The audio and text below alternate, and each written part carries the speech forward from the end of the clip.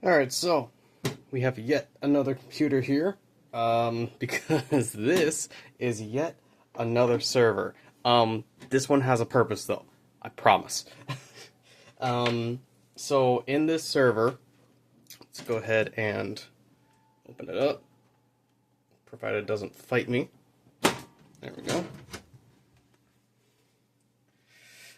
Very basic server. This has a Sandy Bridge i3 in it. Um, it's a MATX tower. And we are going to turn this into our backup NAS. So first thing we're going to do is probably remove this card because there's literally no use. It has VGA on board. I just have to find a PCI bracket to throw in there. Do I have one in here?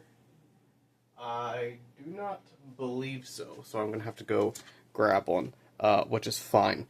But we're going to take this card out, and I'm actually going to probably swap that into my main NAS because it's passive cooling and does not need a fan, because the fan on the other NAS is, or the fan on the other NAS on the GPU is starting to go. But I digress. Let's get back to this build.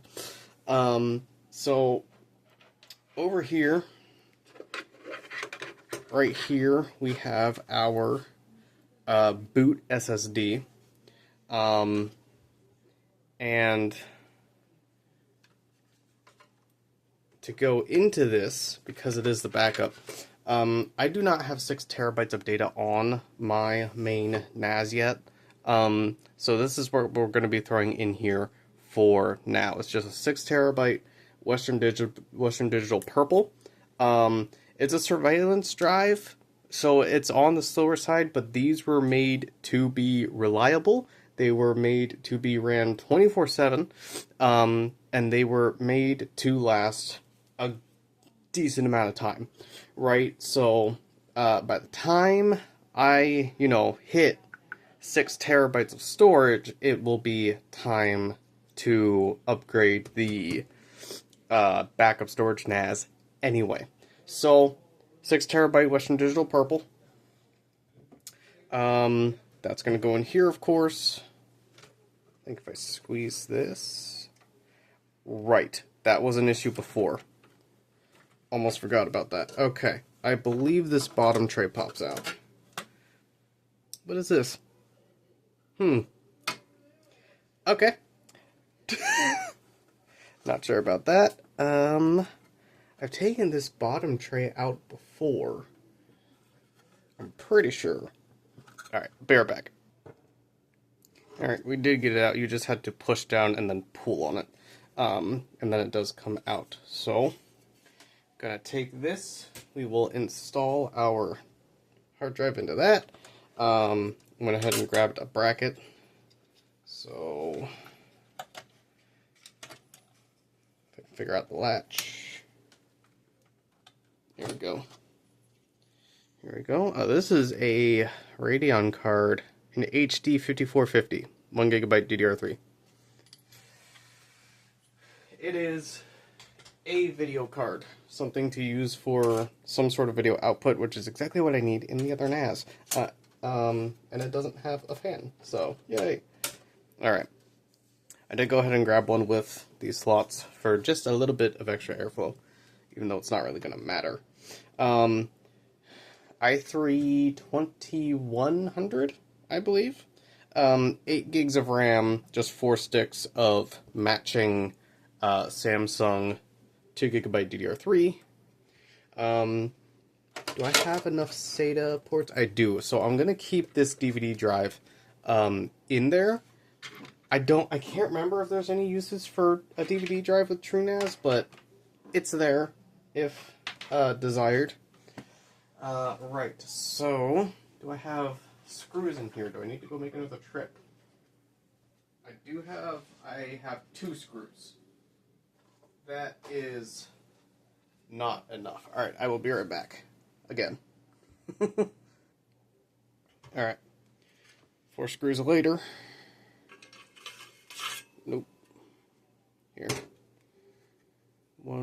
look at our Western Digital Purple.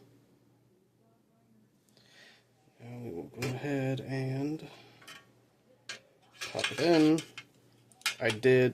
I bought this off of eBay from what seemed to be a seller who knew what they were doing, but I did go ahead and pop it into a system and verify that it was functional and that there was no visible data on it.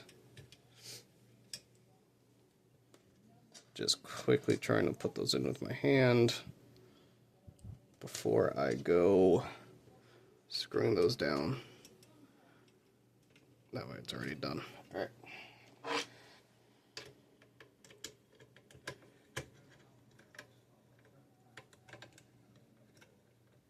Okay, there's one.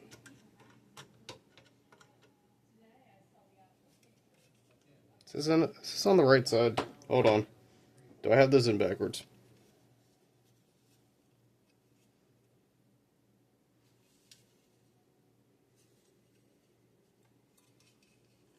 No, I think I have this in right. No, but that goes in this way. Yeah, that's backwards. Aha! Okay. Let's go ahead and flip that sucker around. Unless I just screwed this up again. Nope, there we go. Alright. Oh, jeez. Alright, and this one is slightly more precarious for some unknown reason. Alright, so now Western Digital Purple is all set to go. Let's see how badly I struggle with getting this back in here, because I was not paying attention.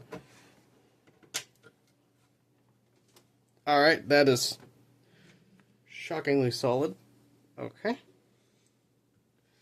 Alright, I kind of wanted to put it up here, just because there's a chance I could have gotten more airflow. However,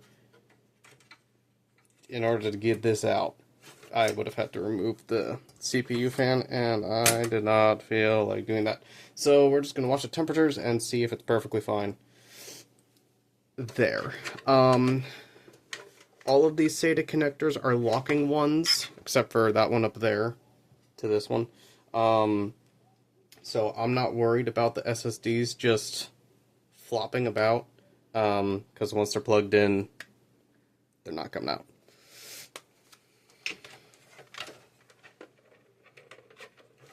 Here, I'll make this slightly easier. Pull that out. What kind of orientation are we looking at? This way. Should be. There we go. Now we're just going to take both of our SSDs and haphazardly throw those up there. It's fine. It does not matter. It's not like this machine is going to be moved places once it's in its final resting spot, which I have not decided where yet, but we'll get that figured out. Okay. That one in there. This one. Hoping that nothing is in the way here as I go to plug this in.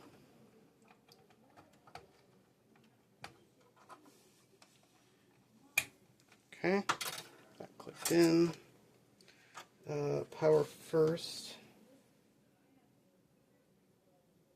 Oh no.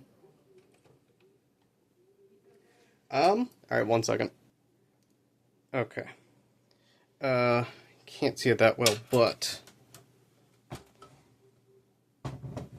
it's hard to tell, but the wires for the SATA power are kind of getting in the way with the case. But I did get that sorted out, so should be good there. Now we just plug this in. What kind of orientation are we looking at? I believe it's this way. Alrighty. Okay.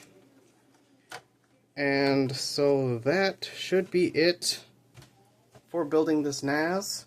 Let's go ahead and boot it up.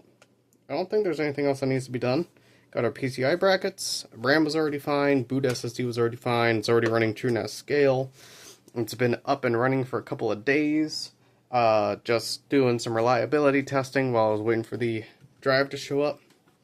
And yeah, so let's go ahead.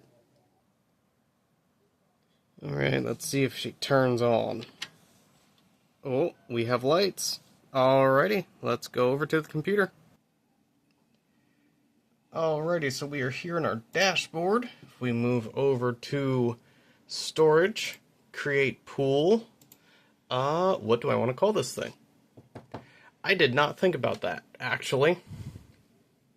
Let's see what we got here. For unassigned disks, we have the two that we were hoping for, right? Okay. Let me try and think of a name here.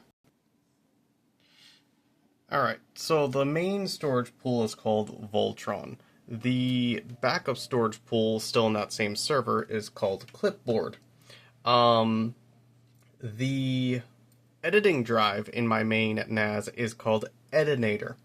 So for this one, because it's its own NAS, and it is a second copy of all my data, third, second, however you want to think about it, we are going to go with, if it'll focus here, Redundix, I think is what we are going to go with. Now, if I can get it to stay focused, I'm going to go ahead and do next. Layout is, it's just the one disk.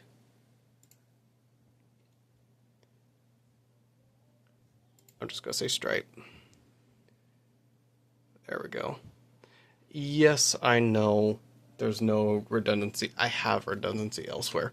Alright, next, and then, which one of these allows me to use, I think it's cache, isn't it? Because metadata helps with faster writes, but, hold on. Alright, here we go. We are going with log, because it helps with synchronized writes, okay, which when this is being written to, it's being written whatever new data is on the main drive array.